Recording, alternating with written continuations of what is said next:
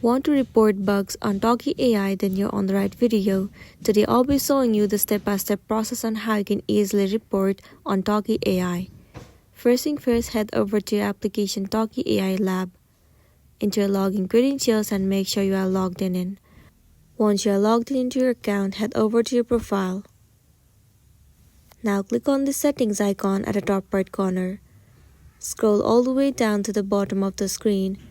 You'll find the option of Feedback and Help. Click on it. Now click on Report a Problem at the bottom of the screen.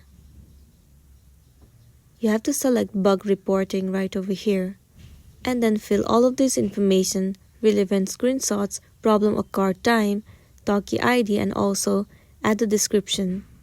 Well, fill all the information about the bugs and then click on Submit at the bottom of the screen. After that, the report will be submitted, and within 24 hours, they will definitely help you out.